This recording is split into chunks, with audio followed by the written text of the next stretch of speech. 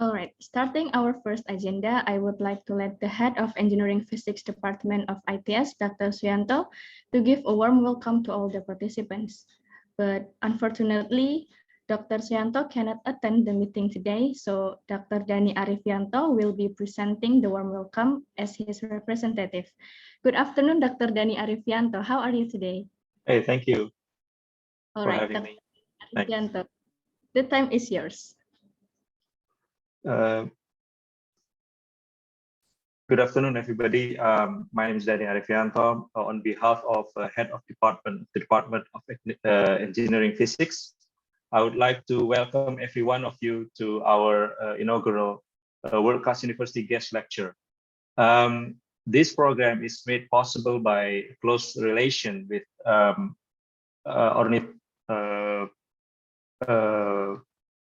ear, nose, and throat Faculty of Medicine, Airlangga University, with close collaboration with Dr. Nilo and her team. And then it is long collaboration that we have initiated weeks ago. And this is what we have planned so far for World Hearing Day, as been launched by World Health Organization. And this is going to be a series of activities.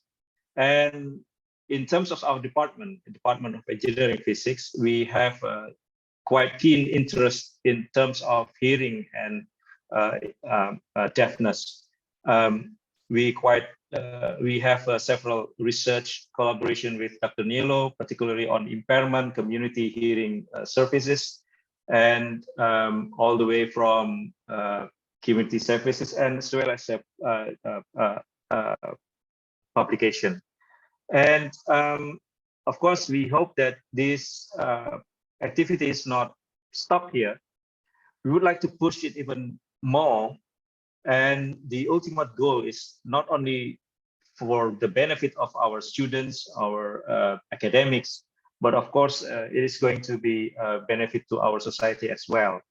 And as you may aware of that, there is a part of where the technology can take part, to make this progress even faster in terms of hearing impairment and society awareness of hearing impairment and hearing disease.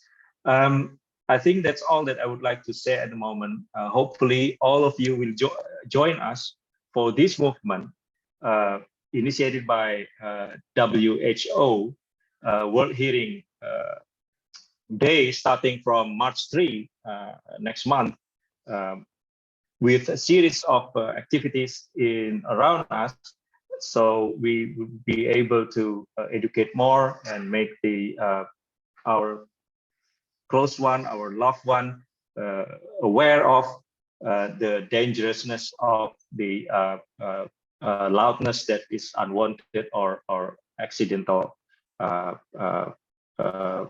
hearing impairment. That's all for me, and I'm apologize if on behalf of the Department of Engineering Physics, who cannot present at the moment, because there's another meetings going on in our department. Thank you. I'd like to welcome again to all of you.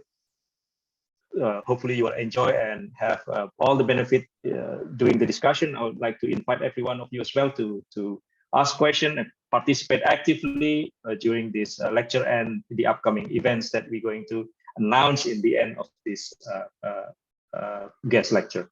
Thank you, and may all health for you all. I'll hand over back to the master ceremony. Thank you.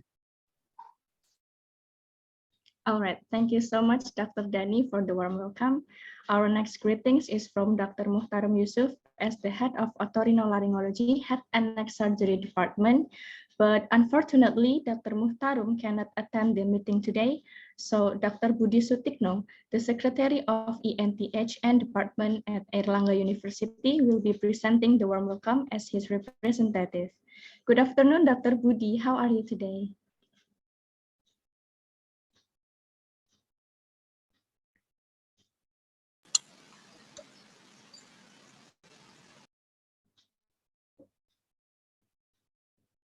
Good afternoon, Dr. Budi Arifianto. Budi Sutikno, I'm sorry.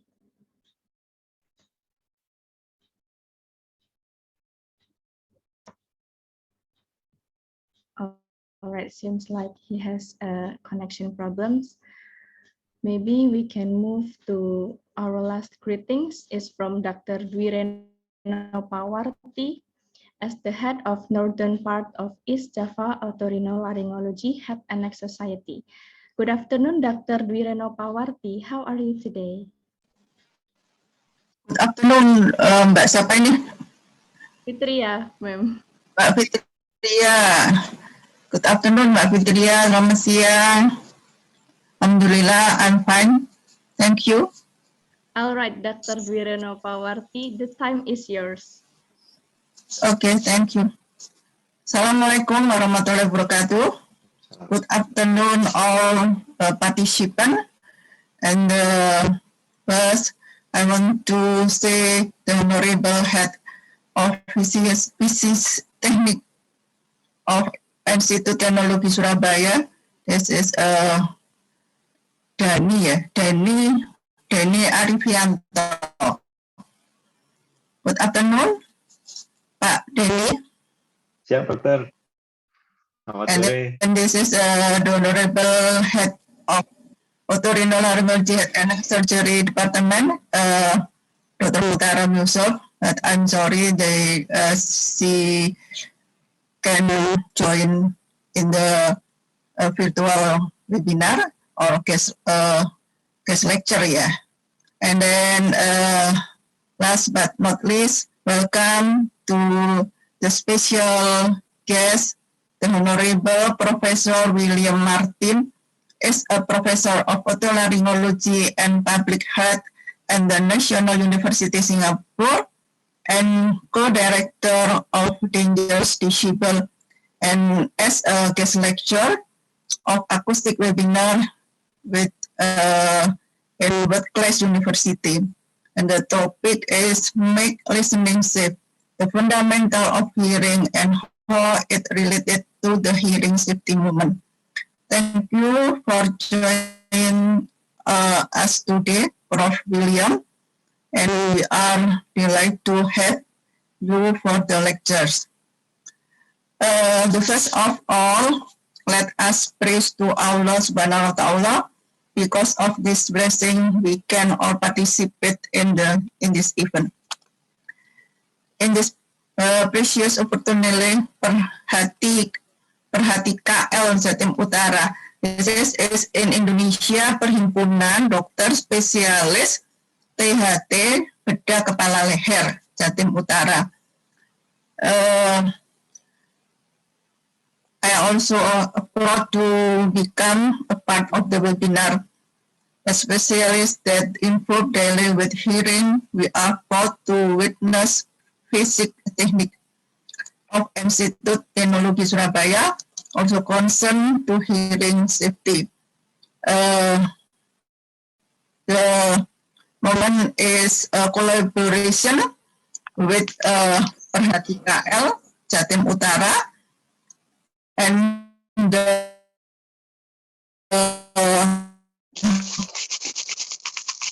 Institut Teknologi Surabaya, and for the step in the right direction to become a leader in hearing safety movement.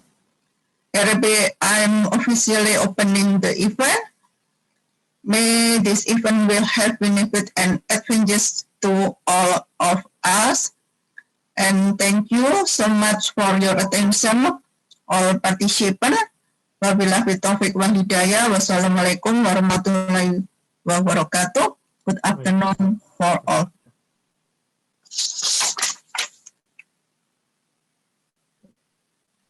Waalaikumsalam warahmatullahi wabarakatuh.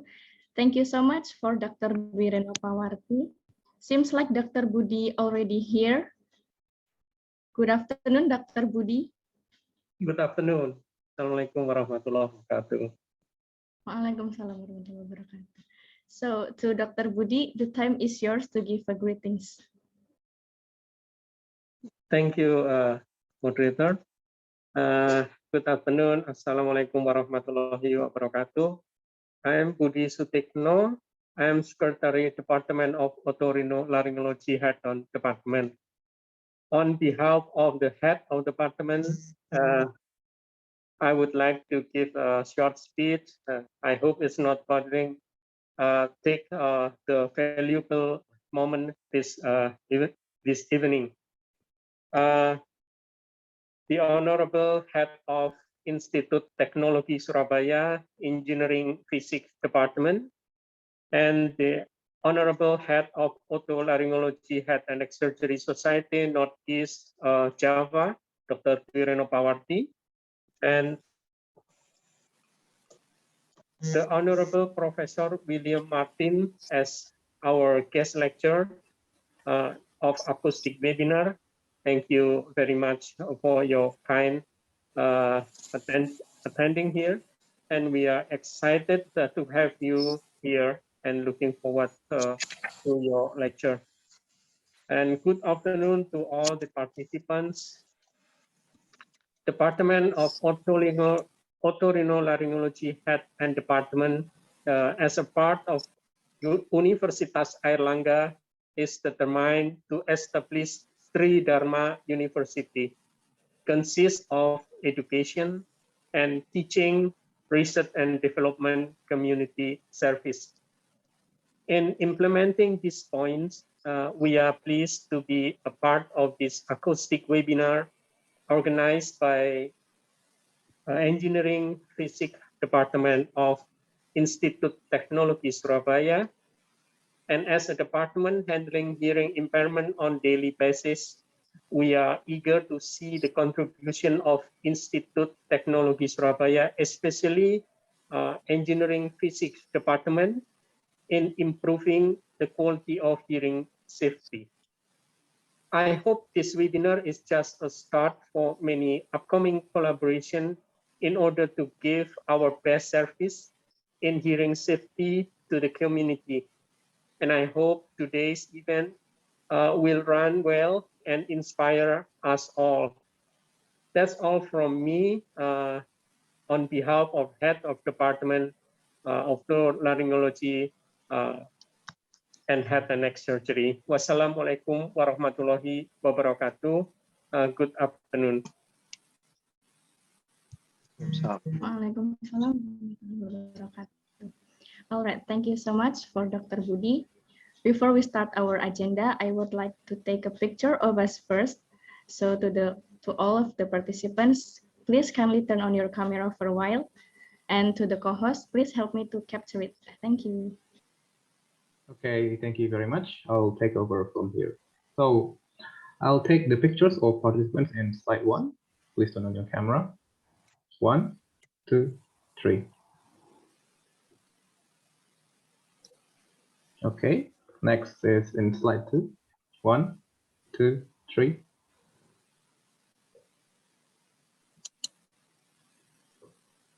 After that, slide 3.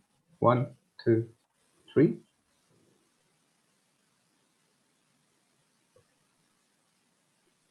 And slide 4. It seems like the rest of the slide, all the people are off cam, so I'll just take a picture straight away. Okay, I'll take the picture for slide 5.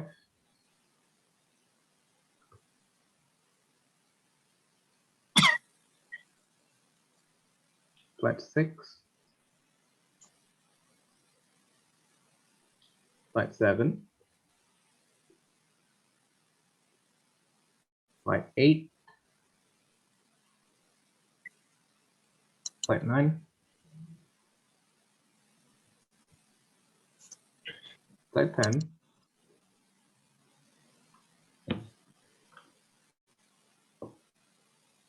Slide 11. And last slide, slide 12. Okay, thank you very much. You may turn off the camera now. I'll give it back to the MC.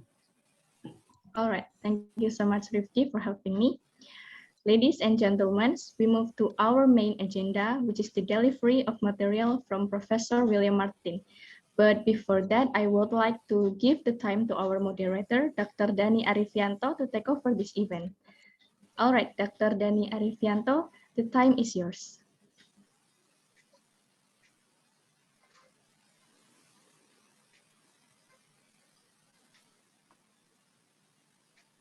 Okay, thank you. Dear all, it's me again. Today I would like to present our guest lecture today, and it's my pleasure as well as it's an honor to us to have this kind of lecture from Professor William Martin. I prefer to call him Billy for short, and as well as well, it is, although perhaps it is not familiar in Indonesia culture to call just the first name. So anyway, I would like to start up with short curriculum vitae of Professor Martin, or Billy. He's an American. At the moment, he is a professor at Otolaryngology graduate studies in audiology, National University of Singapore. He is a certified audiologist and tinnitus specialist. Of course, we can know more about that later on, but at the moment, in here today, he will talk something fundamental, and I think some basics he's going to introduce in our something about our ears and hearing. And he received his bachelor from University of California at Irvine quite a while ago, and then PhD from the University of California at San Francisco. And to my surprise, his doctoral thesis is something that I worked on during my undergraduate. This is Lisayo trajectory, and I just found out it's really surprising that it is applicable to auditory brainstem. It's actually engineering topics rather than audiology. Well, I would like to talk about surfing, which is his hobby, but I'm afraid we do not have time for that. So I would like I think your presentation is going to be around 1 hour, and then we're going to have a short question and answer. To the audience, if you have something interesting during the talks, in the middle of the talk, you can either raise your hands or you can type your question on the chat room. So I can help Billy to read the question afterwards, or you can interrupt him during the lecture if you find something interesting and you do not want to miss the idea that you come up with. So feel free. I will guide all the today's talk, and hope you all enjoy. Billy, you may start your presentation.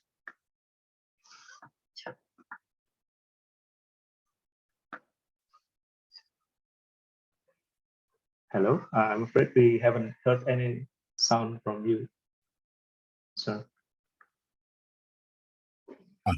Aha. That's it. My elbow was on the button. Okay. Yeah. Thank you. Thank you. It's wonderful to be here today. I feel very close to Indonesia. I've come there many times. It's a beautiful country with beautiful, wonderful people. It's been nice looking and seeing familiar faces as I kind of browsed through the different smiles that I saw. Danny, some of your students are here, and it's great. I'm sad that I couldn't be there in person, or that we couldn't all be gathered together, but this is an amazing event. I don't think I've ever spoken to this many people online at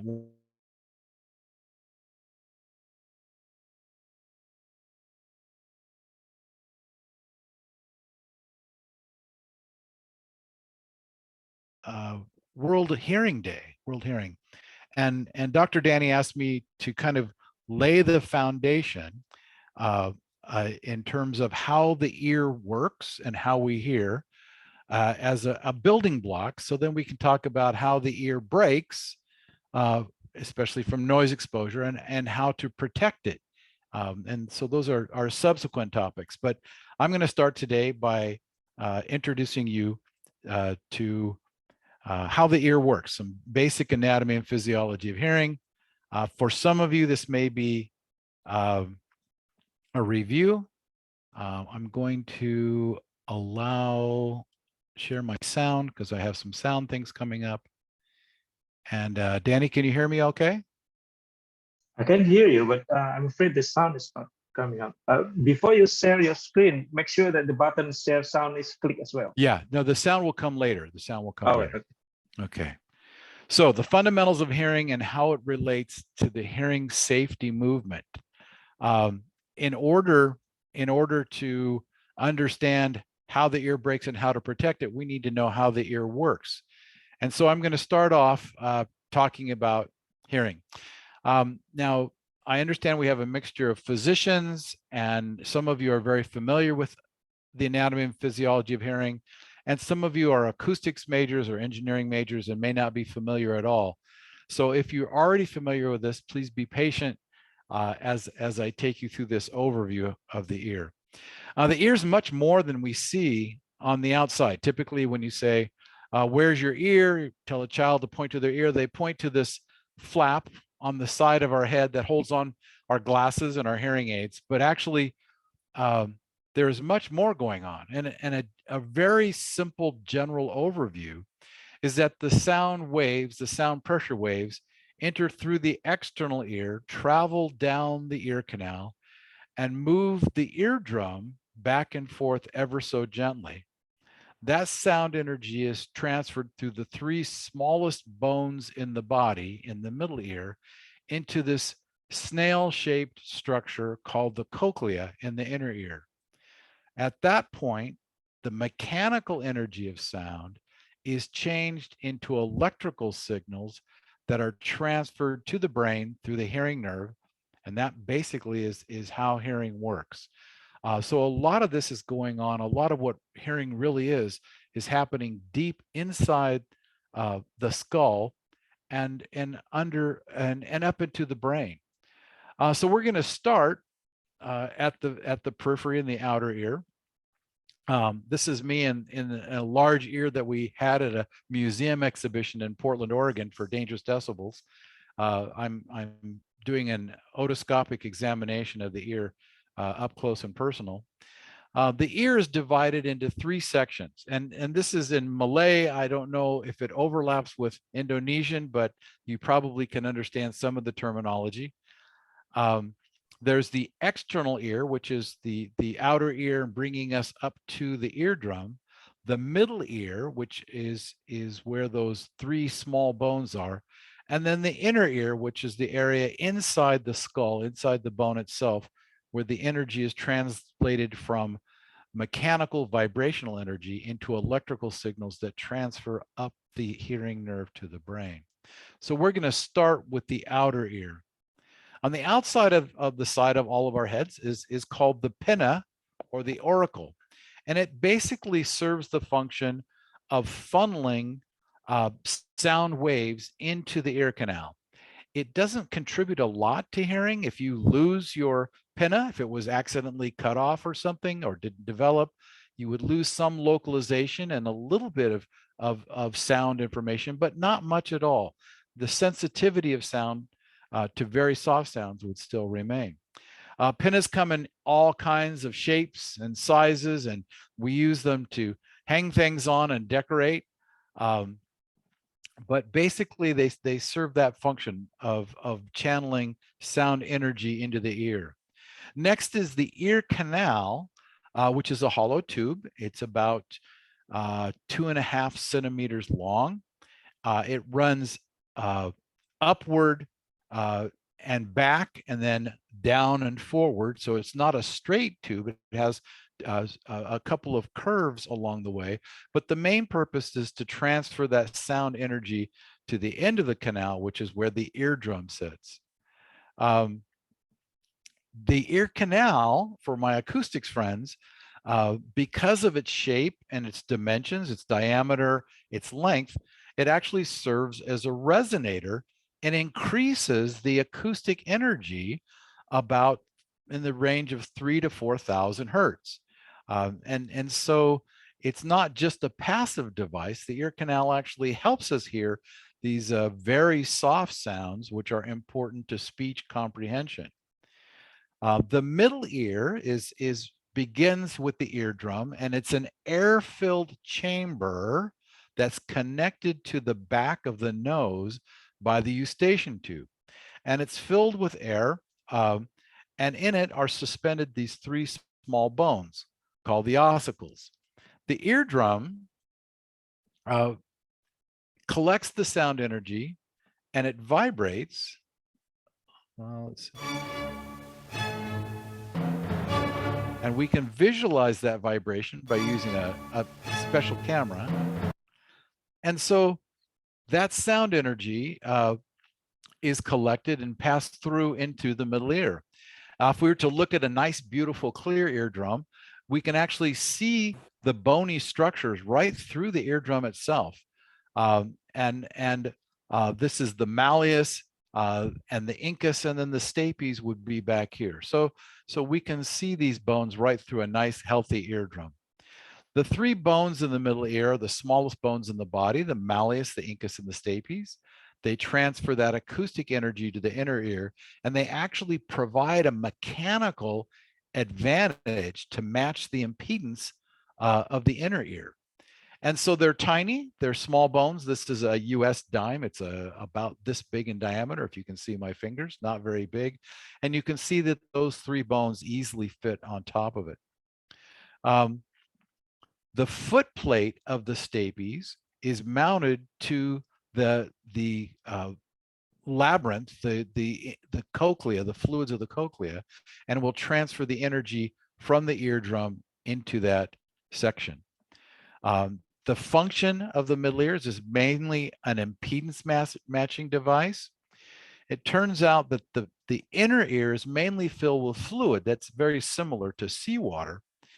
And yet, if you were to have someone, if you were to go down to underneath a swimming pool and hold your breath, and your friends were up yelling at you from above, you wouldn't hear very much, because about 99.9% of sound energy is reflected off of the water. Only a tenth is actually transmitted through into the water. So it loses about 30 dB of energy, and we have to make that up some way. And so there's two ways in which it happens. One is called the area ratio, or the areal ratio, and that is that the size of the eardrum, the surface of the eardrum, is much, much larger than the size of the foot plate of the stapes. And so the pressure that the eardrum collects is focused and concentrated, and therefore amplified when it's passed from the eardrum through the foot plate of the stapes to the inner ear. The second is that the two bones in the middle ear that serve as a lever, one is the malleus, the other is the incus. The malleus is longer, has a longer length than the incus, and so it works like a lever, a pivoting lever, and it adds additional force on the foot plate of the stapes. And so the tympanic membrane area is larger than the foot plate of the stapes, so all of the force is concentrated on this small area. The length of the malleus is longer than the length of the incus, and so it works as a lever. And that basically adds gain. It adds energy as the sound waves are traveling from the external ear through the middle ear to the inner ear. At about 1,000 hertz, it provides an advantage of 26.6 decibels, but below that, it's about 23 dB, below 1,000 hertz. As we move up in frequency, we get actually less energy. At 4,000 hertz, it's only about 6.5 dB of additional energy, and above 7,000 hertz, it's almost nothing. So the majority of the middle ear advantage is helping us in these lower frequencies, gain this lower frequency energy back. So let's move from the outer ear and the middle ear. Let's move into the exciting part, the inner ear. The inner ear consists of sensory organs for both hearing and balance. The cochlea is where hearing takes place. It looks like a snail. It's mounted inside the bone. There are semicircular canals, which are also filled with fluid and connected to the cochlea. and they're in 3 perpendicular or orthogonal loops. And those are where we have the sense of balance. Now, this isn't a standalone organ like a heart or a kidney or a liver. You can't take the inner ear out and set it on the table or do a transplant. It's actually a complex whole in the petrous ridge of the temporal bone inside the skull. So if this is looking down on top of the head, where we've cut away, it's a transverse section, and we've taken this area, this left side of the skull, and we've magnified it. And here's our outer ear and our external auditory meatus, our ear canal, coming into our middle ear. And in the bone, just inside of that, deep, it's really pretty deep inside the skull, is a small ridge of bone. And inside that ridge, we have the snail-shaped cochlea and the 3 semicircular canals. They're highlighted in green here. And you can see the balance nerve and the hearing nerve passing through the bone into the space where they would connect into the brain. So again, this is another view of the bone in which the semicircular canals for balance and the cochlea from hearing are placed. And so you can't really take this organ out like you could a lung or a bladder or something else. It only exists as spaces within the temporal bone. If we were to do a cross section of that snail, the cochlea, in the bone, you would see that it has different chambers. It's like a tube that runs around in a snail all the way up from the base to what we call the apex. And inside that tube, there are 3 different chambers at each level. And we'll talk about those. They're all filled with fluid, and the sound waves travel through this tube from the base to the apex. In the center of this snail that we've sliced, you'll see the nerve fibers connect to the sensory organs inside each level of the cochlea, and they form a bundle of the nerve, and this is what passes through the center of the cochlea and onto the brainstem and then up to the brain. If we were to unroll the cochlea, which we could theoretically do if it wasn't in a bone, we could see that it forms a long tube with these different chambers, and the foot plate of the stapes connects to the top chamber and passes the vibrational energy into the fluids over a main divider, which is called the basilar membrane. So the basilar membrane is kind of the dividing point that divides the cochlea into sections. The sound energy passes into the upper chamber of the cochlea called the scala vestibuli. It compresses the basilar membrane up and down when it vibrates, and the vibrational energy is released through the round window through the scala tympani. This is another cross section of those tubes, and we can see those 3 chambers again that I've spoken of. The basilar membrane is across here, and we have the scala tympani on top, the scala vestibuli on top, the cochlear duct or the scala media in the middle, and the scala tympani on the bottom. In the scala media, or the cochlear duct, we're going to find the sense organ. These are the transducers. These are the tiny hair cells that are going to receive the vibration as this is moved up and down by a sound wave. And it's going to convert that energy into signals that pass through these nerve fibers into the center of the cochlea and form the auditory nerve. So imagine all 3 of these tubes are separate and they're all filled with fluid. So again, this is another picture of the foot plate of the stapes and the ossicles in the middle ear. They compress the fluid in the scala vestibuli. The sound wave travels in and moves the basilar membrane up and down again. And the sound energy, as the pressure goes in, it needs to be released someplace because this is surrounded by bone. And so the round window works in the opposite direction. As the footplate of the stapes moves in, the round window moves out. We could see that the sound wave travels all the way up the cochlea, and the sound energy and the mechanical energy also travels down the cochlea in the opposite direction. This is kind of a picture of what the traveling wave would look like inside the cochlea. The footplate of the stapes moves back and forth. The sound energy has a specific frequency in this case, and it oscillates the basilar membrane up and down, moving the fluids inside the cochlea. In the cochlea, the base, the end by the stapes, is where the high frequencies are represented, and the long sound waves, the low frequency waves, travel all the way up to the apex and are represented at the very, very far end of the cochlea. So this is a model of what a traveling wave would look like in the cochlea. The basilar membrane is moved up and down as the wave travels, and depending on the frequency, there'll be a specific region of that basilar membrane that's vibrated. High frequencies at the base and low frequencies at the apex.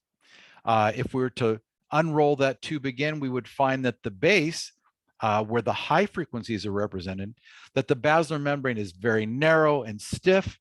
And as we move up the basilar membrane, the opposite end, the low frequency at the apex, is very wide and flexible and softer. And so it's able to absorb the mechanical characteristics of that low frequency wave much easier. We call this a tonotopic representation. That is, there is a frequency representation for each specific place, each along the basilar membrane. And that tonotopic representation is preserved in the hearing nerve and all the way up into the brain. This is an example of how the ear processes those sounds and breaks it into specific frequencies. So we're going to move in through the eardrum, through the middle ear, and we're going to unroll the cochlea. Oops, sorry. We're going to unroll the cochlea and see what happens when we put a sound into it. First, a low frequency sound, then middle, then high. Now a chord, and now a complex sound.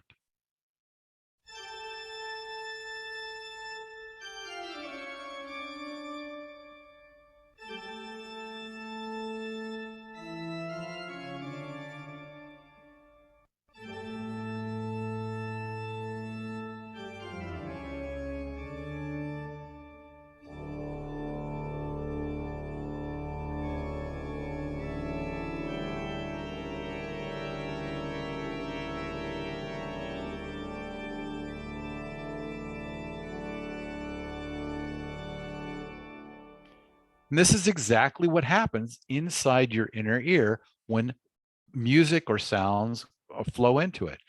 The ear is actually is a Fourier analysis system. It breaks down the complex waveforms into their individual frequency components based on space. High frequencies at the base, low frequencies at the apex. So your ear is working very, very hard while you're listening to music. And it's basically doing a spectral analysis of the sound. Let's focus on the organ of hearing in the inner ear. It's called the organ of Corti. It's a specialized sensory cell. It consists of inner hair cells and outer hair cells that are arranged all the way along the entire length of the basilar membrane. There's another membrane that sits on top of those hair cells called the tectorial membrane, and it provides a mechanical contact that moves back and forth as sound moves this entire system up and down, the sound waves. This is an electron micrograph of the scala media, again, the cochlear duct, and the scala tympani on the bottom, and we can see that here's the organ of Corti. This is a tunnel. All of this is filled with fluid called the tunnel of Corti. And what we see is a little strand of the top of hair cells. So this would be an individual hair cell. And these are hair bundles sitting on top of the inner hair cells. And we see 1, 2, 3 rows of outer hair cells. So this is with that tectoral membrane pulled off. Our basilar membrane runs across, dividing the cochlear duct from the scala tympani. This is another view of that organ of Corti again. Our outer hair cells, we typically have 3 up to 5 rows of outer hair cells, depending on where you are in the cochlea, and 1 row of inner hair cells. And notice on the top of the hair cells, there's these small bundles, these stereocilia that stick out and actually connect to this tectoral membrane. And those hair bundles we're going to see rock back and forth when sound energy moves the basilar membrane up and down. This is, again, the tectoral membrane has been pulled off. I actually took this picture kind of by accident when I was a doctoral student. And we can see the rows of the hair bundles on the inner hair cells and the 1, 2, 3 rows of hair bundles on the outer hair cells. This is a cross-section of an inner hair cell. These are supporting cells inside the cochlea. You can see the nerve fibers down below here and the tunnel of Corti. This is another schematized version of the same thing, the inner hair cell with the hair bundles on top, the outer hair cells that look like yellow tubes with the blue hair bundles on the outside there. Another view of the hair cells again with the tectoral membrane sitting on top, the outer hair cells with the hair fiber, the nerve fibers that are the afferent fibers that come out to the hair cells, the efferent fibers that come out to the hair cells. And we see the afferent fibers which run from the inner hair cells carrying the sound message to the brain. This is a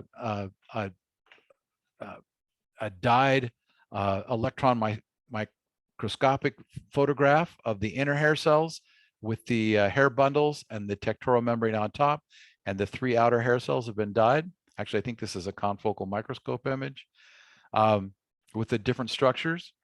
This is a confocal microscope image of a single hair cell taken by my friends Peter and Janet at the Oregon Hearing Research Center, and they shared this with me.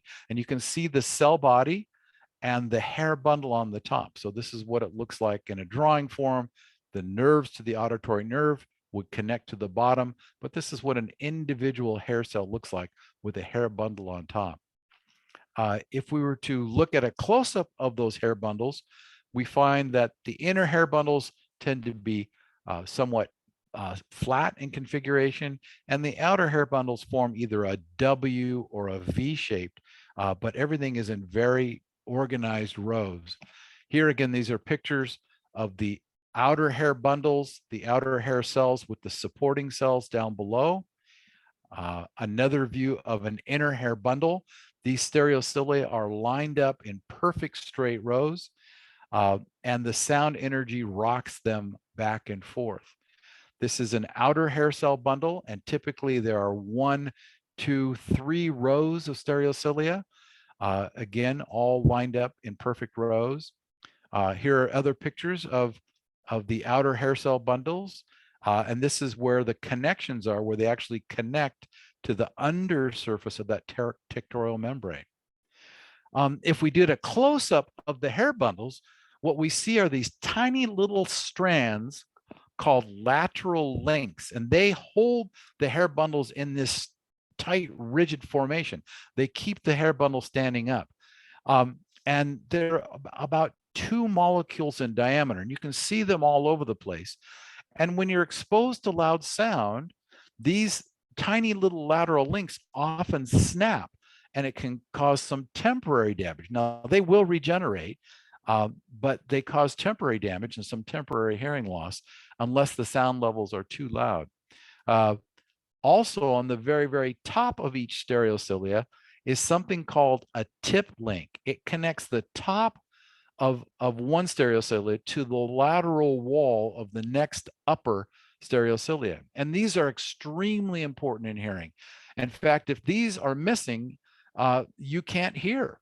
They are completely responsible for the transduction of sound.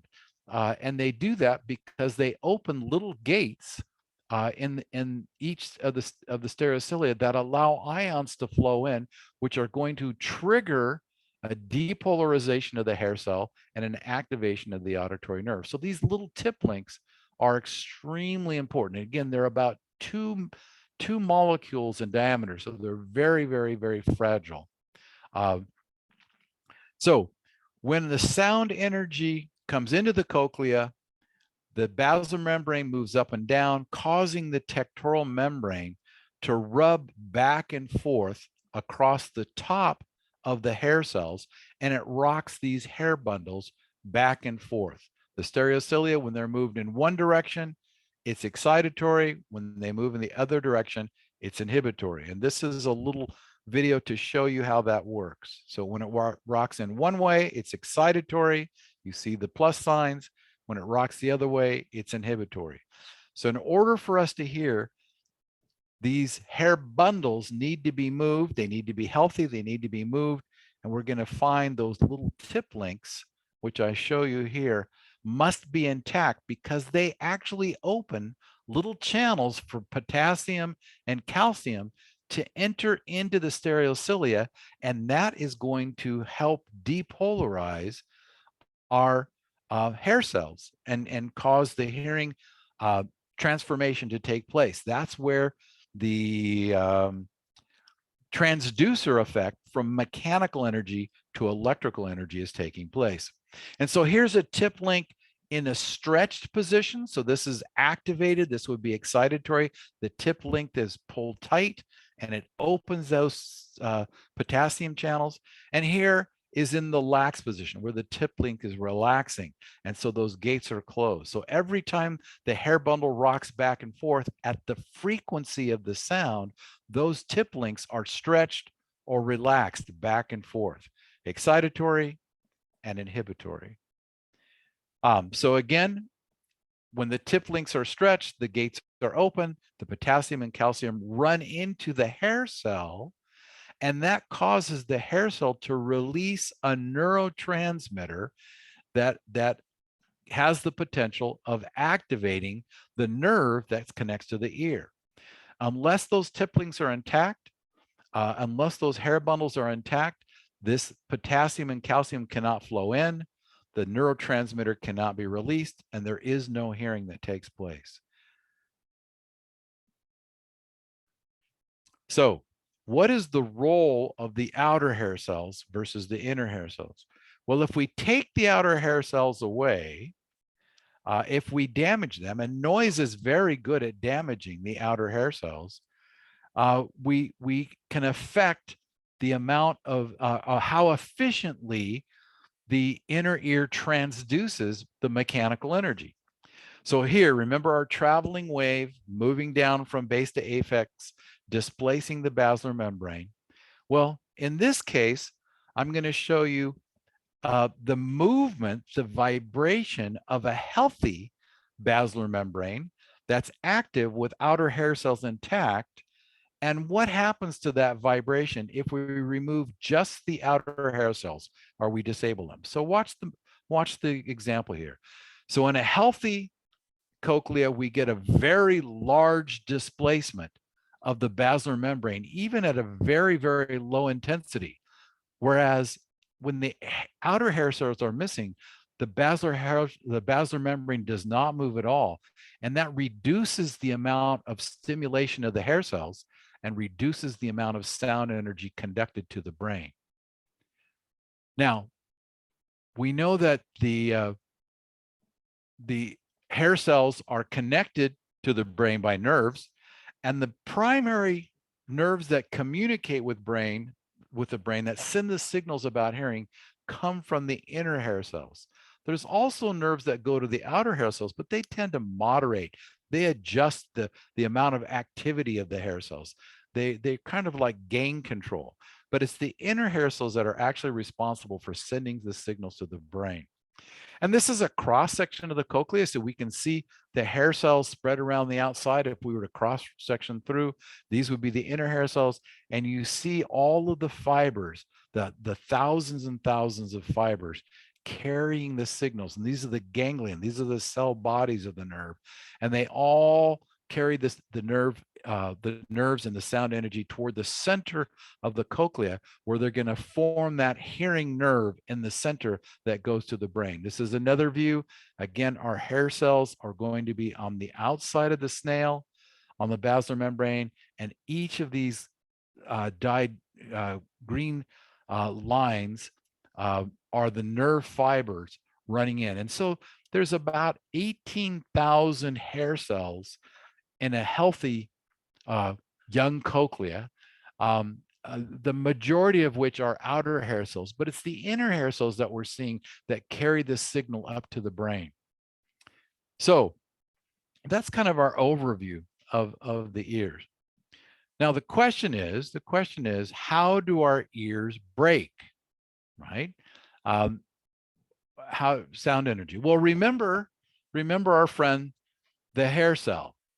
And imagine that we're bringing sound energy into the hair cell and we're rocking this hair bundle back and forth. The hair bundles are designed to hear very, very tiny sounds. So let's say you're walking through a jungle, and I don't know what kind of wild animal, we don't have very many wild animals in Singapore, but let's say we're in India, where they have tigers, and you're walking through the jungle in northern India, and you know that one of your friends was walking through that jungle last week, and he happened to be attacked and eaten by a tiger. Not very good. Now you're walking through that same jungle because you've got to go there to get to school or work, and you're a little bit nervous. Now your inner ear is designed to where you can hear just even a small piece of wood break or snap, or a rustling of the leaves to save your life, to protect you from those tigers. And so these very delicate sounds that our ears are designed and intended to be able to hear are wonderful. It's magnificent. And then you take and you put on your you put on your music player and you crank up the music and you're blasting it, with 110 decibels of sound, or you're riding your motorcycle and it's 110 decibels, and you're physically abusing the hair cells in your inner ear. And so there's only so much they can take. They're going to break. The system will not take it. Now, remember those hair bundles that I showed you. This is a picture of an individual hair bundle in its perfect formation. So this is the yellow part sitting on top of the hair cell. And this is what it looks like. And what I want to do for just a second here is kind of walk you through an example. So I'm going to stop sharing my screen for a second, and you're going to all see me. I think you can see me now. And I'm going to make a little model of a hair cell for you. So I'm going to take my hand, and my hand is the green part. That's the cell body. And what I'm going to do is I'm going to take my fist and I'm going to add a hair bundle on top of it, right? So this is a model of a hair cell.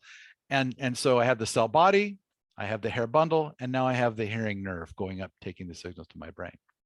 So for the sake of discussion, I get up in the morning and I'm having breakfast and I'm talking with my friends and my family, and we're having a discussion, and the sound waves are going in and they're moving the hair bundle back and forth, and I can hear perfectly. And it works really quite well. And this is what's going on, literally. The mechanical energy is moving the hair bundles back and forth. That's telling my hair cell to send the signals to the nerve, and I can hear the sound. Now, I understand there's going to be an air show in Singapore this week, and I want to go to the air show, but unfortunately the house needs to be vacuumed before I go, and it's my turn to vacuum the house. So I turn on the vacuum cleaner. I'm vacuuming the house, and I can't wait to go to the air show because I want to see the jets, and they're going to be flying by. And well, the vacuum cleaner is pretty loud, but I did pretty well, right? It's okay. My hair bundle still looks like it did.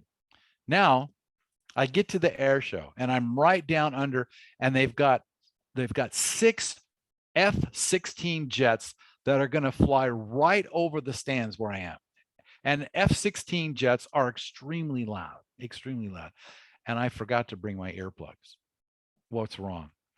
So I'm there and I can see off the distance, I can see them coming and I can hear them and they're getting closer and closer. And they fly by.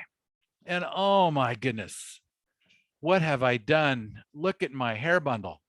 It's crazy. It's just, it's all beat up. I don't know what I'm going to do. Can I repair it? Can I fix it? I don't think so. I think my hair bundle's in trouble. I'm going to share my screen again and show you what happens. This is a healthy hair bundle. In real life, if we take our hair bundles and expose them to a jet engine in a very short time, this is what they're going to look like. We're going to damage them. And that damage is permanent.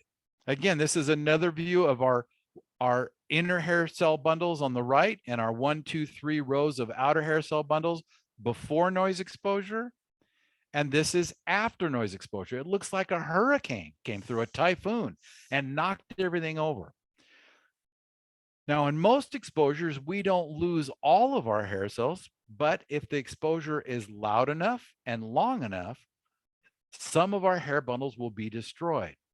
I told you there can be a temporary hearing loss, but something like this is going to cause permanent damage to the hair cells, death of the hair cells, and a loss of hearing at whatever frequencies have been overexposed. So this is how our ears break.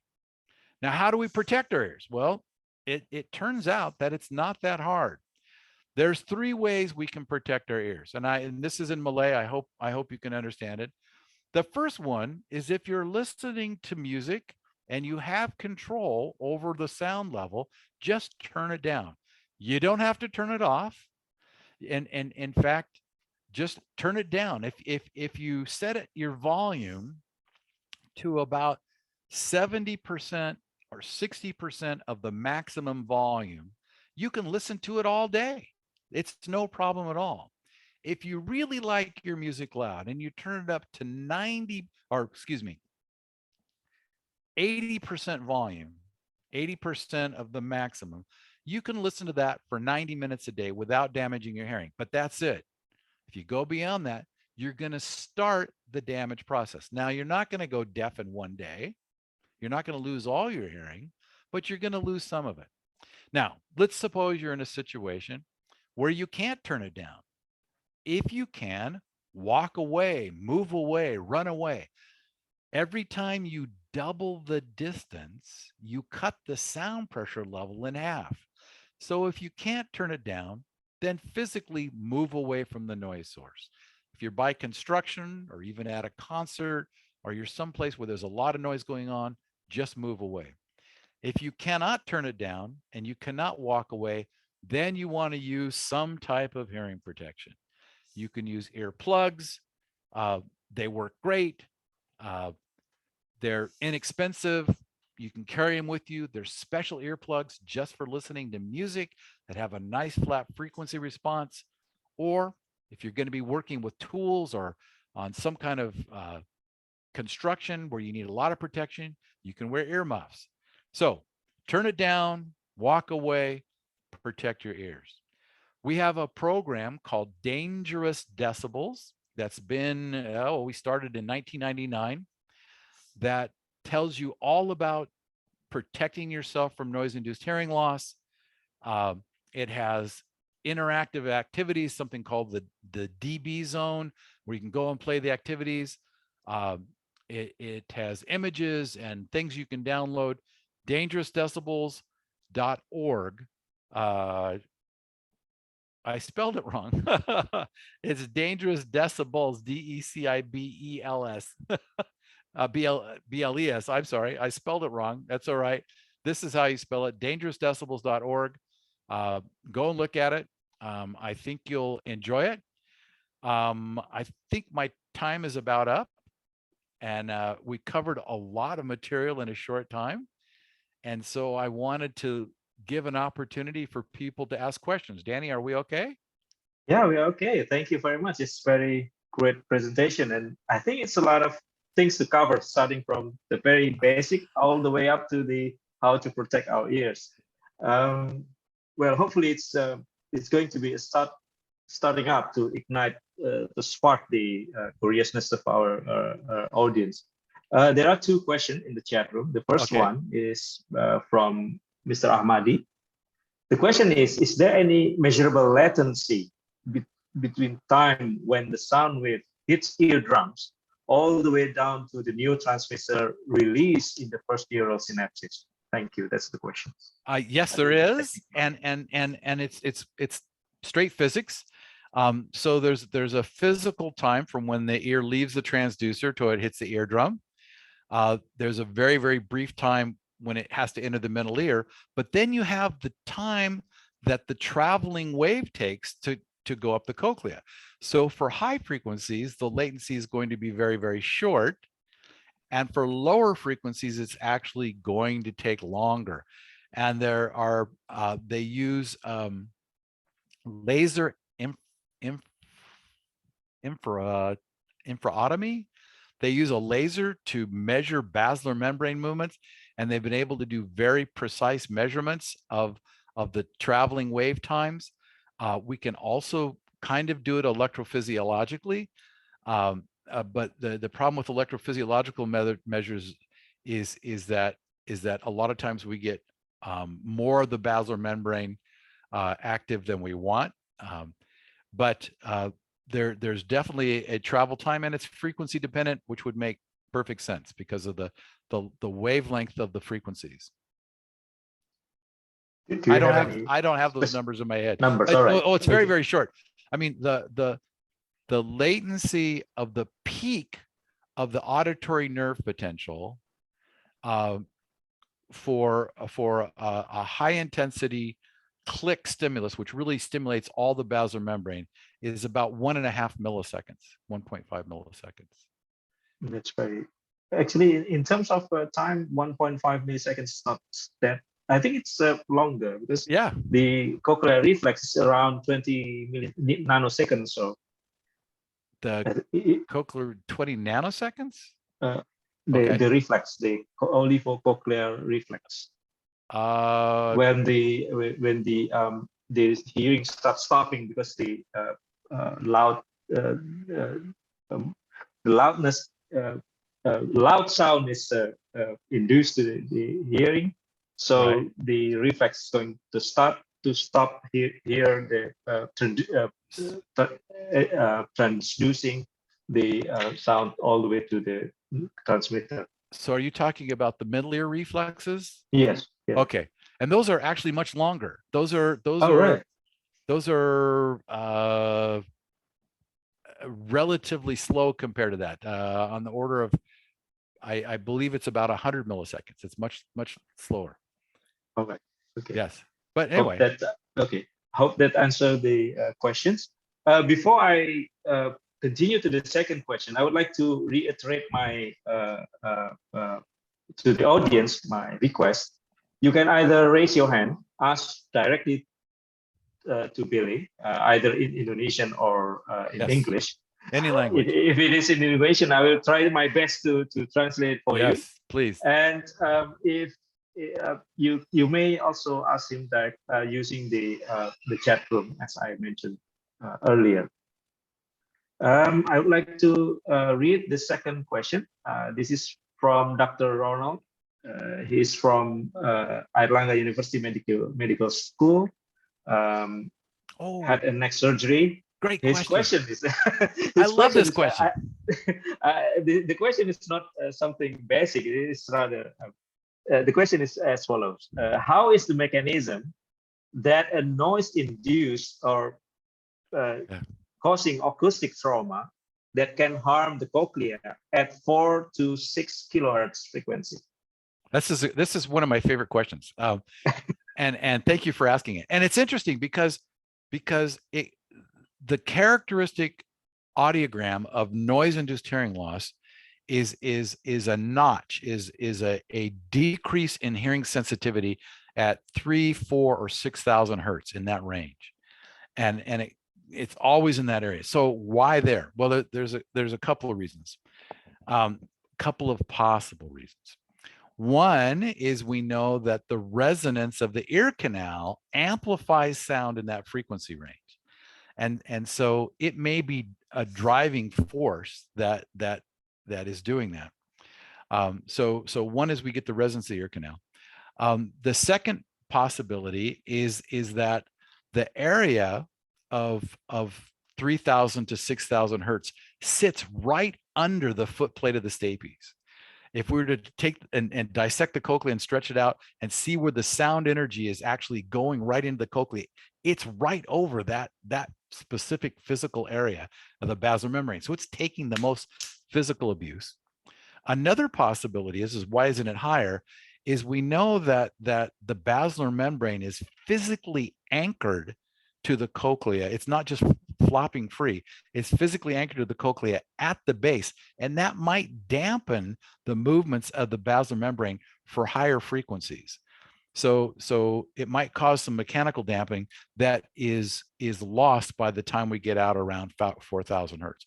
So those are three of the things that come to mind for me. I thought there was another one, but I can't remember. But anyway, so do we know for sure? We don't know for sure. Those are three guesses that I came up with. If anybody else has a better idea, please share. Do you think in order to make that certain in the certain region frequency that really damage the cochlea, should we inspect it using I don't know fMRI, for example, in order to see which frequency region that really affect those hearing cell at certain frequency, particularly at 4 to 6 kilohertz? Well, what's interesting is that you can put in noise of other frequencies, much lower frequencies, right? And yet still it's that area that's the most sensitive to damage. Oh, right. Okay. Yeah. So I'm not sure how to figure it out. It's a good experiment. You guys are engineers. You figure it out. We did.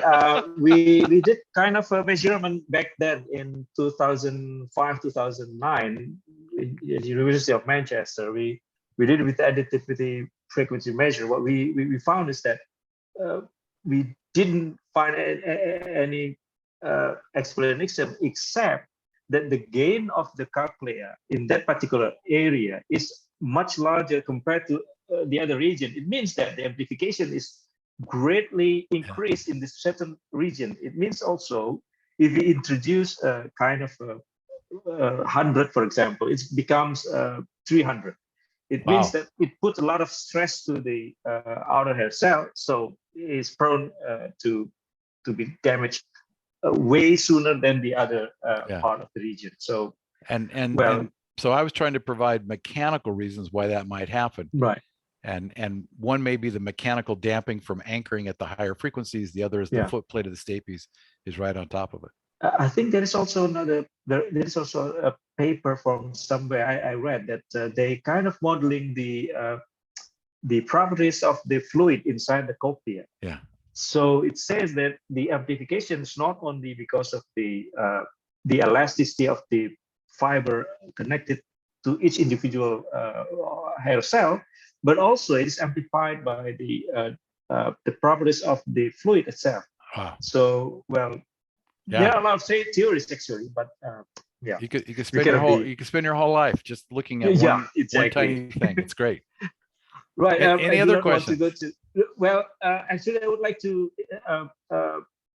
ask to the audience, because most of our audience is students, which means that are a lot younger than us. For example, something practical, how to select safe hearing devices, perhaps. Oh, well, yeah. Okay.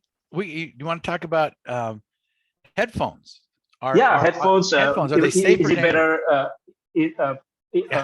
circumferential or insert or whatever? Yeah. No, I get questions. Well, of course, without promoting any brand. No. So one question I get asked a lot is hey, I love music, but I want to listen safely. So which headphones are the safest? And we've got several types of headphones. So you've got the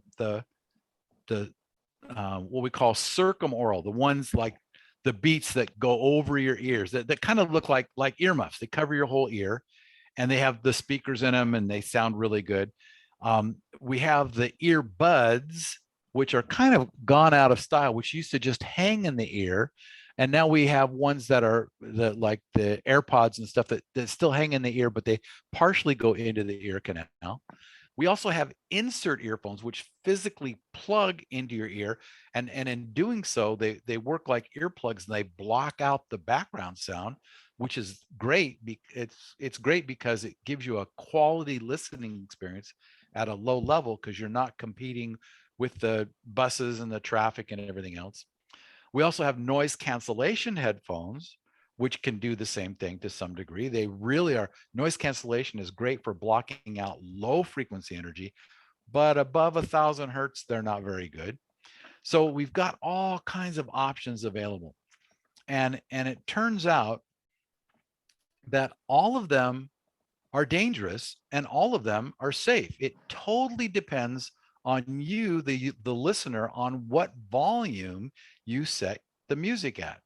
So as I said earlier, if you want to listen safely, you can do 80% volume for 90 minutes a day, regardless of what headphone you use.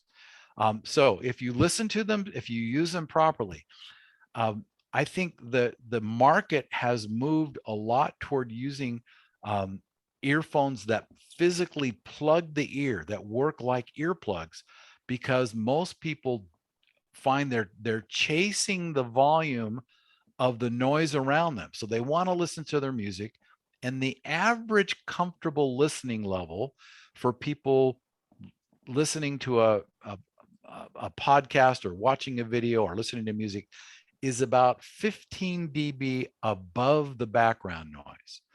So if you're on a normal bus in Singapore, the background level is probably around 70 to 75 dB. So if you're at 75 dB on the bus and you want to listen 15 dB above that, you're already up to what, 90 dB, right? And at 90 dB, that's going to cut your listening time down, because you also have other noise exposures during your day.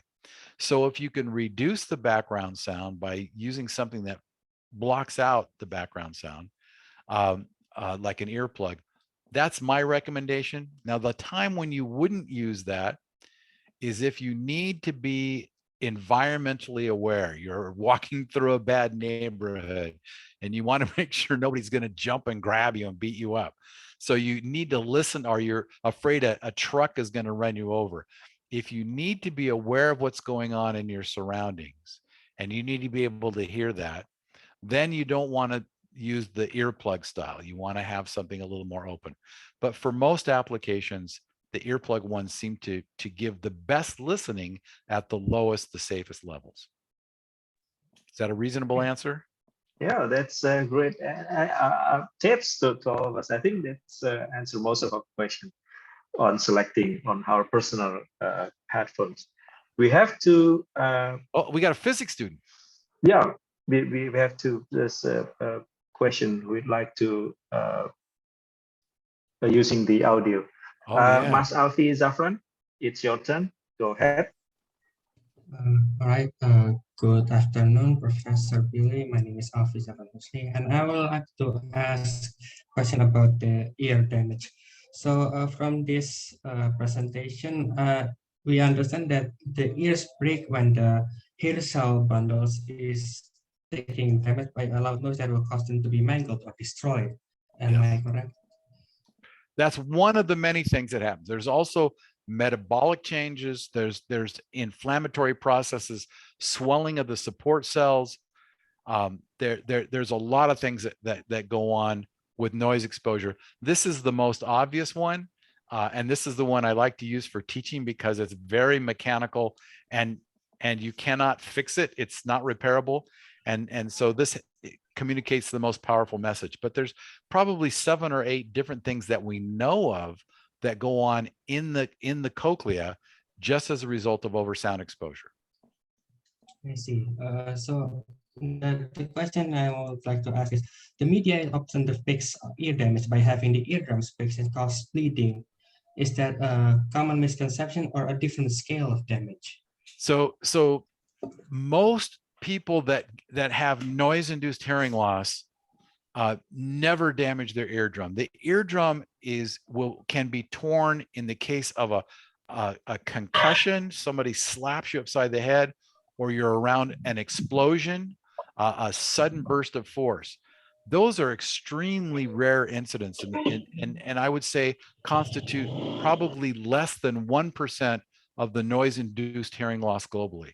The vast majority of it is due to overexposure through a wonderfully intact eardrum and middle ear, but just driving those hair cells, those hair bundles, far too hard without giving them a break, and letting the ear rest. So the eardrum example is a very common misconception. Hey, my ears aren't bleeding. How can, I'm at the rock concert and I'm having fun and my ears aren't bleeding. How can I get a hearing loss? Well, unfortunately, it's the inner ear that gets damaged. That's much more delicate than the eardrum. I see. Thank you for the answers. Yes, Okay. and there's a question about mining. Did you see that? I think this is the question that's relevant to all of us because it is common in Indonesia. I Okay, think yeah. this is her or okay. Miss Wow. Alivia Miftahur Rahmas asking question. Alivia, My grandfather owns a small limestone mine in suburb, and the workers are mostly people from that area, which is also not really having high educational background. Yeah. As we all know that the mining area is usually using heavy-duty tools and machinery, but sometimes workers refuse to use earplugs or earmuffs or protection. It is fine because it wasn't that loud. We are used to it. So in the course of time, they're going to having a problem in their ears. The question is, how can we raise awareness from workers like this? I mean, I think it is a relevant question, not to Billy, but to all of us as a community as well. Yeah, and Alifia, this is another excellent question, and we deal with the mining community in the United States and also other workplaces. There's 95,000 workers for the Sime Darby palm oil plantation, and they're exposed to noise all the time. And I'll kind of come back to that, but the issue is changing behaviors, and behaviors, especially in adults, is very difficult to change. That's why we like to start with kids. You can do it in adults. It does require education, but it requires education that really is tailored, is geared toward their cultural experience, their reference, their community values, and presents the information in a way that's going to convince them that they need to protect themselves and give them the equipment to do that, equip them to do that. So it's funny, but this little example that I showed you, when we showed that to the workers at Sime Darby, they were horrified because they never had a physical understanding of how sound can damage the ear. Now they all know that they're getting hearing loss, and they also get tinnitus. They get ringing in the ears, and it's very disturbing. But still, it's kind of like it's not socially. You don't complain about it because you're a worker, right? And so they don't really talk about it because it's, well, you got to work, you got to be in the mine, we've got to make money, and so the important thing is that someone in the community, it can be the employer. In the case of Sime Darby, the employers have asked us to train all of their health safety workers as dangerous decibels educators, and we're doing research showing how effective it is at changing knowledge, attitudes, beliefs, and behaviors in workers, and it's working tremendously in the palm oil industry. we need somebody in Indonesia that's going to take on the mining world and come and be trained as a dangerous decibels educator and go in and use this tool, this intervention that's been demonstrated to be effective in workers and in children, and start a program, start training these people in ways that we know will change their behaviors. Just giving them head earmuffs and telling them, oh, you need to use it, that won't work. Just giving a package with earplugs and telling them to read the package won't work. It has to be a very systematically developed program based on something called health communication science, which is a wonderful science on how to change health behaviors. But it'll work. It really, really will work. And I'm sorry that your grandfather experienced hearing loss. I'm the same way. When I was a kid, I lived in a very noisy neighborhood. We rode motorcycles. We would go target shooting. We would go to Mexico and bring back firecrackers. All the kids in my neighborhood, we all have severe noise-induced hearing loss now. I've been wearing hearing aids for 15, almost 20 years now. And I wish that I knew then what I know now.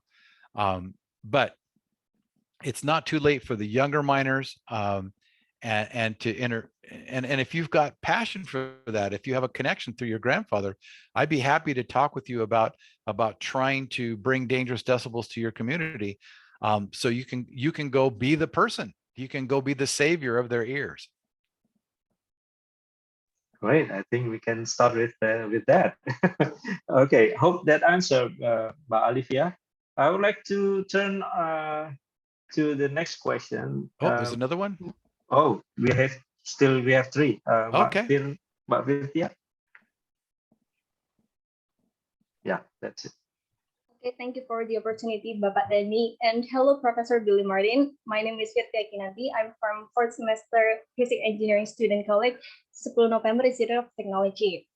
Very nice. Actually, sometimes while I am swimming or taking a bath or the other activities that water be involved in our life, sometimes those a little bit amount of water flow in through our ears, and it will be making my reaction like be disturbed to be standing on, and sometimes disturb my hearing too afterwards. So simple question I'd like towards you is, as a solution, what should I do or what should we do instead of avoiding those activities in our life? Thank you. Okay, so my understanding is you're talking about doing activities where you physically get water in your ear canal. Is that correct? Yes, correct. And it stays there and it bothers you. Yeah, okay. That's right. I remember I showed you the picture of the ear canal, and it kind of curves. It goes up and over, and sometimes the water gets over the first bump and it sits in there next to the eardrum, and it feels annoying and it's obnoxious. And if you get enough of it, it can dull your hearing. Sometimes if you have a little extra earwax, it can get trapped in there too. So the first thing to try, which is kind of silly, is just stand up and tilt your head to the side and jump up and down and shake your head. I mean, that sounds funny, but for most people, that'll get it out. Now, you may have ear canals on the smaller side. Everybody has different diameter ear canals. You can drive a truck into my ear canal. It's so big. I mean, insects want to move in and make a house on my ear canals because they're so big. My wife's are tiny. She's got very little ear canals. She can barely get earplugs in. So if yours are smaller, you're going to have a little more trouble. If you've got somebody around with an otoscope, an ear inspection scope, have them take a look, a doctor or a nurse, and take a look and see if you happen to have a small ear canal, or if there's just a buildup of a little wax. They can clean it out for you. The thing I don't want you to do, I don't want you to take a cotton swab and stick it in your ear. Okay? You know what I'm talking about? The little, we call them Q-tips, cotton swabs. Don't stick it in your ear. There's a couple reasons why. The first one is it's dangerous. As you stick it in, if somebody accidentally bumps your arm, it can go right through your eardrum. Okay? In fact, I play water polo, and one of the guys on my water polo team came in and he said, Billy, he goes, I think my wife did something really bad. And I go, what's that? And he goes, well, she was cleaning her ear with one of the little cotton thing. And she had gotten out of the shower and she had the towel wrapped up on her head. You know, do you ever do that with your hair? After you get out of the shower, you wrap a towel around your head. And she had let go of the cotton swab and she turned around and the towel fell over and hit it and it pushed it. And she heard a crunch. And when she pulled it out, there was blood on the cotton swab. I said, let me take a look. I went over, she had put a hole right through her eardrum and it required surgery to fix. So don't stick anything in your ear. The other thing it can do is that the skin in your ear canal is very special, very delicate, and you don't want to scratch it. Okay. So don't stick things in your ear canal. Okay. Now, if you do have a little wax in there, it can hold the water in a little longer and be annoying. All right. Sometimes you can use ear drops that you can get at the store, which will soften it up. The ear canal, earwax is a good thing. It's great. It protects the delicate skin. It's a natural insect repellent. It actually smells kind of bad, so it keeps bugs from going in your ear. It also is antibacterial and antifungal. So earwax is good unless you get too much. All right. But the skin in the ear canal is like a conveyor belt. The skin grows out the ear canal and it actually carries the wax and dirt and anything else in it. And it flakes off out here in your ear. And you can just pick it out. That's fine. Just don't stick anything in. So if you find they're having a problem, have somebody take a look in your ears, see if there's a little bit built up that needs to be cleaned out. It's okay. It happens to everybody. And maybe you have a narrow ear canal. If you find that it happens too much and you want to go swimming or surfing or whatever you do, you can just get regular earplugs at the pharmacy, or even some grocery stores have it, and just use those when you go swimming. Okay. That was a big answer for your question, but I hope that helps. Oh, it's really helpful for me. Well understood. Thank you, Professor. And perhaps maybe any of our otolaryngology doctors want to add some extra information or suggestions. Okay, there are Dr. Ronald and Dr. Iqbal, I think, still in the audience. If you want to, please feel free to join in. Oh, there is Dr. Faisal as well. Wow, there are more than a couple of doctors here. So feel free to or if any of them disagree with me, feel free to disagree. I'm happy.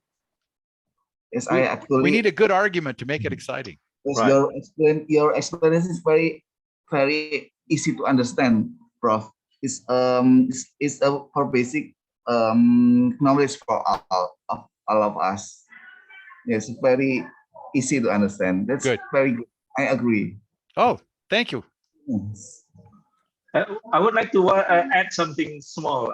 The jumping things there works for me for years. I know. It's kind of intuitive. I do not have to be. You look silly. Yeah.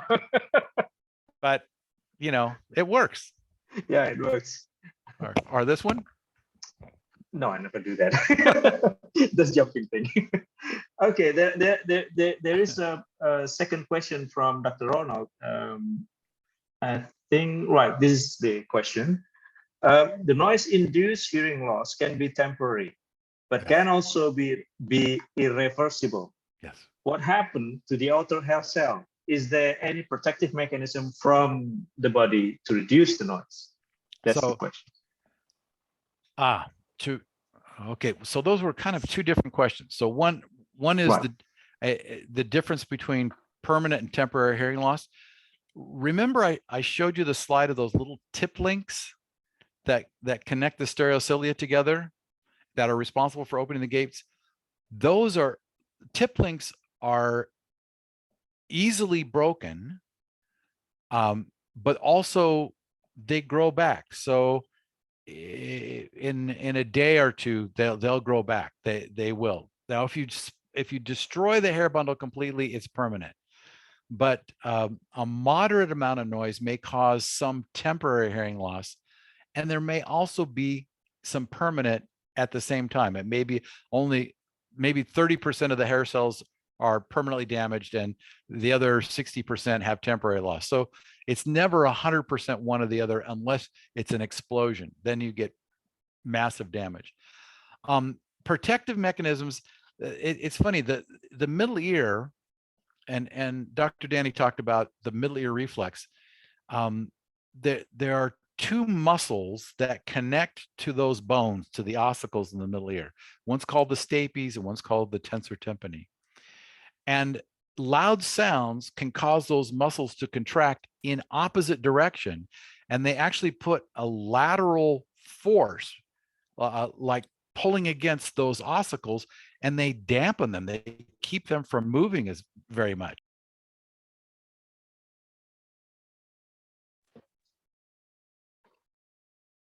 Oh, yeah, it's disconnected. I'm going to unmute myself. There we go. Oh. So these middle ear muscles add tension on the ossicles and dampen the vibration, decrease the energy getting into the cochlea. And so those kick in about 65 to 70 dB is when those can be initiated. They're also initiated by touch to the face. So there's several, and they're initiated when you vocalize. So there's several times when these come on. There's a couple problems with them in terms of being protective. One is the onset is relatively slow for a sudden blast of some kind. They're too late. The damage is done. The other is they fatigue. So if you're at a rock concert, you may be great for the first 5 minutes, but after that, those muscles get tired and they just kind of they give up. So it may be, some people might call it an evolutionary process that was built in or something. I don't know exactly what the purpose is. They do help us understand our own speech in noise and some other purposes, but as protection, they're not really that good. The inner ear is pretty defenseless on its own. Once it's exposed to loud noise, it doesn't have a lot of protective mechanisms. Now, there are people that are developing otoprotectant medications and chemicals that you can take that decrease the inflammation after noise exposure, that collect free radicals that are released when there's cochlear damage. So antioxidants appear to be very, very helpful at minimizing the damage in the cochlea. So I suggest that before you go to a rock concert, eat a lot of broccoli. Get as many antioxidants as you can to protect your inner ear. So I hope that helps answer your question. Thank you for the explanation, Professor. You're welcome. I don't think a lot of people is going to agree with the broccoli thing. Well, anything with antioxidants. Okay. Antioxidants are good. Okay. Any research about going antioxidant before going to a concert or rock, maybe? Oh, about going to a concert? Paper, yes. To compare, is there any damage or hearing loss? Oh, studies from concerts? Yes, about taking antioxidants. Oh, no. I don't know. I mean, free radical scavengers and antioxidants have been applied in many, many studies and shown to reduce cochlear inflammation events. I mean, there's great evidence on that. Okay. Not specifically broccoli, but the concept of antioxidants are good to include in your diet. Thank you, Professor. Sorry to raise the broccoli thing. No, it's okay. It's okay. Well, I have another question from Dr. Iqbal. The question is how effective the ear's inhibition mechanism in protecting from noise-induced hearing loss. the second one is, what's the best way to protect our ears from noise-induced hearing loss? Thank you. Okay, and as I said earlier, the reflex mechanism isn't real good for sudden bursts and isn't real good for prolonged exposure. So it has very, very limited natural protective capabilities.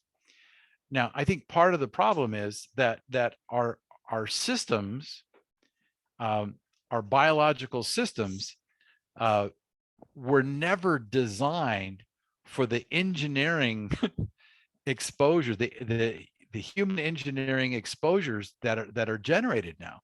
You know, I mean, up until 1895, we lived in a very quiet world.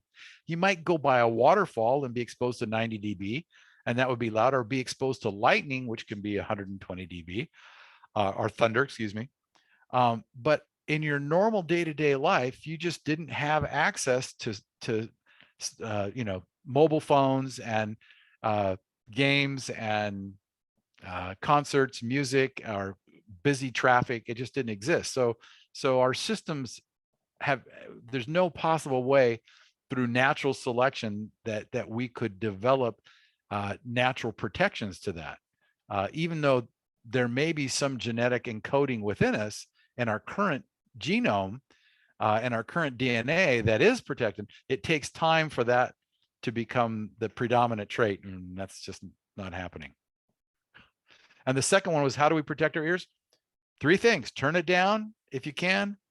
If you cannot turn it down, walk away. If you cannot walk away, use hearing protection. Those are the three ways to protect yourself. They're very simple. They apply in different situations. So, you know, if you're at a concert and you want to listen to the music and it's loud, you either have to move away or get yourself what are called musicians' earplugs. They have a flat frequency response, and so you can be in loud music and they'll drop it, you know, 10 to 20 dB to bring you just down into a safe zone, and the music sounds good. It's great. Best thing to do, musicians' earplugs. Right. I will put a plug for the company that makes the ones with the flattest frequency response. It's called ETYMOTIC, Etymotic. And Dr. Danny can tell you how to find those. Those are the ones that I give to all my students when I teach them hearing loss prevention, because I want them to have protection. Those have the flattest frequency response that I can find. There's other ones available, but look at the specifications before you buy them. Thank you. And Mbak April, short questions. She is a PhD student currently in Taiwan working on cochlear implant. Oh, wow. Okay. Fire up. Yeah, thank you for the opportunity. So I just want to know about how to dealing with the listening fatigue, because we are living in the hybrid time right now. Every day we have to listen to the Zoom call, video conference, all the things. So wow, is there any possibility that this hearing fatigue will lead to the hearing loss? No, that's really interesting. Actually, okay, thank you. I was at a regional World Health Organization meeting, and a physician from Malaysia brought up this really interesting issue. She said, you know, our children have all had to go to online learning, so they're spending all day listening to headphones to their classes. So they're getting a lot of sound exposure. Is there any way to know whether or not just their exposure from classes, like listening fatigue, is causing hearing loss? And I said, I never thought of that. That's a really great question, because it depends on the volume that they're listening at. And if their houses are noisy, they're going to turn it up. And they could be getting significant exposure just from going to school. There's another type of listening fatigue. There's two. One is just the exhaustion of our sensory cells from being exposed for long periods of time. And we know that even at 70 decibels, if we were to listen to sound repeatedly 24 hours a day at 70 decibels, we can cause hearing loss. In fact, there was a study of astronauts that came back from space. And we think of outer space as being probably the quietest place in the universe, right? You know, and they came back after extended periods with big notches at 4,000 hertz. They had noise notches. And everybody was trying to figure out, well, what's going on? How are these astronauts who've been in space coming back with noise notches? Well, the reason was all the little cooling fans and the computer fans in the capsules in the space station are putting out around 70 decibels, which we would think, well, gee, that's safe. I mean, you go to a factory, you ride the bus, it's much more than that. But they were in it for 24 hours a day for hundreds of days. And that was enough to cause hearing loss. So we know that even relatively low levels, if it's continuous, can cause that. There's an emotional fatigue from listening. And that may be what you're talking about, a psychological fatigue from listening. And I have a friend who wears a cochlear implant, John Brigandy, just a magnificent hearing scientist who's studying hair cell regeneration and making wonderful discoveries every day. And when he's in a discussion, he's working 20 to 30 times harder than the rest of us to follow the conversation. And when he goes home, he is just fatigued. He is emotionally exhausted from working so hard, from listening and noise and school meetings and lab meetings and conferences. He's just exhausted. So there's an emotional toll as well as a physical toll from being exposed to sound all the time. Many people recommend taking breaks, taking quiet breaks, going and sitting in a quiet room for just 5 or 10 minutes, letting your ears rest. I think psychologically and physiologically, that's a really good recommendation. We are not designed for this. Give your ears a break and let them recover. I don't know if that answers your question or just brings up more issues, but do you find your cochlear implant patients are tired at the end of the day from listening? Yeah. It'd be interesting to try with them to say, listen, turn your processors off for a short time during the day. Every hour or two, just turn them off for 5 minutes. Let the system cool down and see what they say. That might develop into an interesting study for you to do. Yeah, my friends just turn off his cochlear implant when everything's just so loud. Yeah. Well, whatever. I'm not that familiar with the cochlear implant literature, but it's certainly an interesting topic for the psychological well-being of cochlear implant users. And if you're connected to that group and you're interested in doing research, that might be an interesting topic. The effect of continuous use of cochlear implants, psychologically, emotionally, the stress that it causes, and what's a reasonable design for breaks during the day to take. There's another doctoral thesis for you. She is working on her PhD. Well, so now you can do two. Yeah, right. Parallel PhDs. Wow. Okay. Well, we're really running out of time. So it is very short questions. I'll answer questions all night, so it's up to you guys. The question is from Mr. Ridwan Rifai. His house is near the airport. Ooh. So there is no way to run away. There is no way to. My condolences. There's no way you can you use hearing protection all day long inside the house. Yeah. Wow, I'm really sorry for you. No, all right. Airports. Yeah, I mean, you saw my example with the air show, right? This is your house. It's you're having dinner and this is going on. There are noise abatement engineering strategies that you can use. In Singapore, we did a study, and we did 18,700 recordings, sound recordings around Singapore, and found that 94% of our readings exceeded the WHO standard for community noise levels. So Singapore, you think, oh, great, beautiful place. No, it's noisy. And one of the things that we have to do here is we have to get double pane windows. Windows, the quality of your windows. Now, the problem is if you need to have ventilation and you need your windows open, you're really in trouble. But double pane windows can really help. You can do some reinforcement of sound padding on the walls and the ceiling in the house. Those are mainly to reduce internal noise, but it's very difficult to soundproof a house against airplanes. When I was growing up, we used to play sports at a school that was right under the airport landing pathway for Los Angeles Airport. And whenever the planes would fly over, I would notice the other guys on the other team would just automatically stop talking until the plane went over, and then they would pick up again. And they didn't even notice the behavior change because they had grown up there and they were so used to it.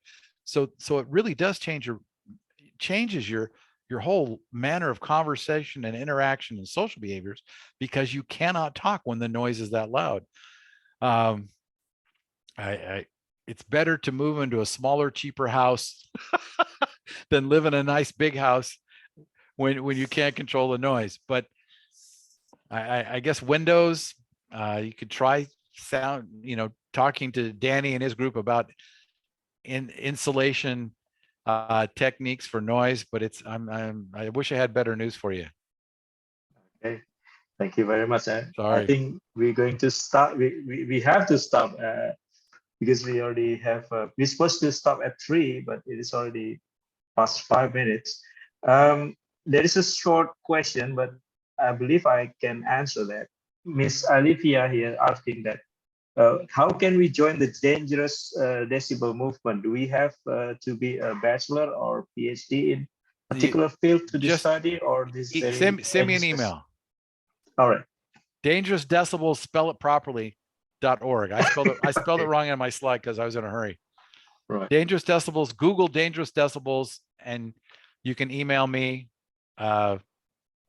Danny will gladly give you my email address. No problem at all. Okay, that concludes our talks. Well, the tips that I'm afraid we have to end this wonderful discussion, and I think hearing is very close to us. We are familiar with. We are using it every day, and one thing that I would like to underline it very boldly, that we are free to select whatever audio headphones that of our preference, but use 80% the loudness level at most in order to preserve our hearing. That's for 90 minutes a day. 90 minutes a day. You can, if you lower it to 70% or 60%, you can listen much longer. All right. I think that's all for today. Hopefully this is not the end of it. I mean, we will continue. We'll discuss more, particularly in our research theme. So it's going to be intense, just like before. I can assure you that. So thank you very much, Bill, and round of applause for Billy, everybody. Yay. Thank you, guys. Great questions. Wonderful. I look forward to meeting all of you.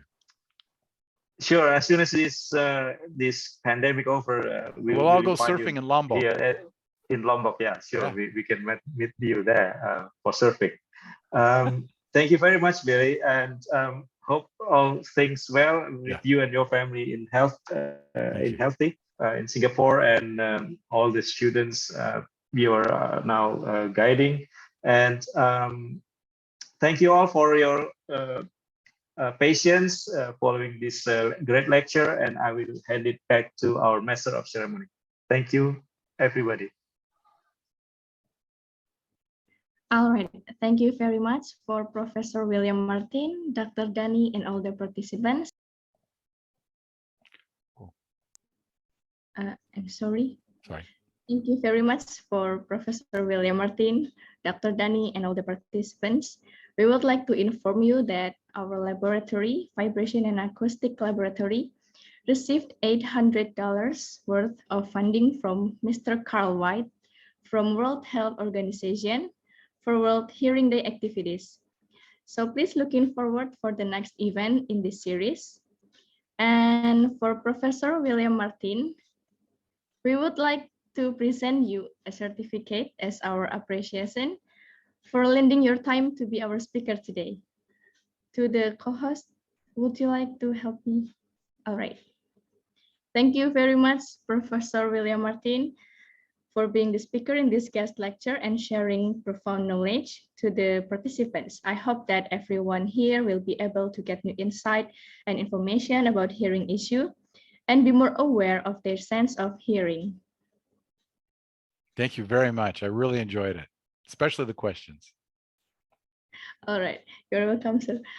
I would like to inform you that we will have a photo session again with Professor William Martin, especially with the certificate. So to the co-host, I would like to ask your help to take a picture.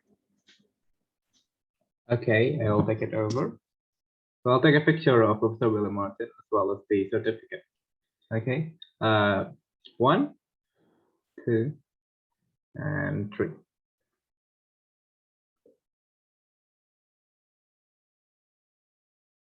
Okay, thank you very much, Professor. I'll handle back to the MC. All right, thank you very much, Rifki.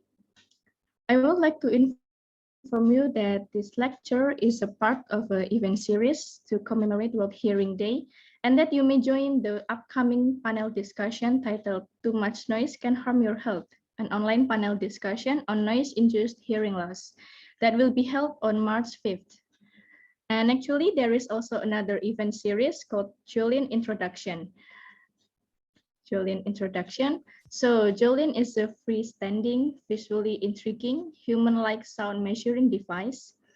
And Julian sounds level will inform the participant if the level is either safe to listen to or potentially damaging to their hearing. So this represents a new strategy of hearing health promotion and research presented by Vibristic Lab that will be held on March 7th. More information about Julian will be announced later. And then before we close our agenda today, we would like to take a picture of everyone here again for documentation and for memory, sir. I would like to ask all of the participants to kindly turn on your camera for documentation. Okay, I'll take over. So this will be a quick one. I'll take the pictures of participants in the first slide. 1, 2, and 3. And then the second slide. 1, 2, and 3. In the third slide. 1, 2, and 3. Fourth slide. 1, 2, and 3. And as for the remainder of the slide, it's off camera, so I guess I can just take it straight away. Thank you very much. I'll hand over back to the MC. All right, thank you very much, Rifki, for helping me. All right, and then thank you very much for Professor Martin. I wish you a good health and success always. Have a very nice Wednesday, sir. Thank you very much. Thank you all. Bye. Thank you. Oh, that's Dr. Nilo. Atur nuwun, dokter. Sama-sama. Mohon maaf saya Dr. Jum tadi. Dia apa dokter. Alhamdulillah banyak yang ikut, terus pertanyaannya juga banyak, dokter. Alhamdulillah. Alhamdulillah. Alright, and for ladies and gentlemen. Alright. Oh, sudah ditutup kan? Sampun, dokter. Sudah ya? Sampun ya? Ini mau tutup dulu gini. Ya, terima kasih. Assalamualaikum. Terima kasih dokter Ditya, matur nuwun, dokter Ronald, matur nuwun dokter, pun rawuh. Sama-sama. All right, for student of Acoustic Class Engineering Physics Department of ITS, we will have a mini quiz related to the materials which has been delivered by Professor Martin. So please kindly check the WhatsApp group to access the mini quiz and please be careful to answer it. For the requirement to get the certificate is that all the student participants please kindly fill in carefully the attendance form, which is already shared in the chat box. For lecturers and other non-student participants, you may fill in the attendance form immediately. Thank you very much, ladies and gentlemen, for attending this guest lecture. I would like to express Happy World Hearing Day to everyone. And there is a little quote from World Health Organization: "To hear for life, listen with care." Please take care of your health and keep following the applied health protocols. I am Fitria Kusmaningrum, would like to say goodbye and apologize me if there are any mistake. I wish you a very nice Wednesday. Thank you. Wassalamualaikum warahmatullahi wabarakatuh. Waalaikumsalam. Waalaikumsalam warahmatullahi wabarakatuh. Terima Selamat kasih. semuanya. Fitria. Terima kasih. Thank you. Everyone for attending.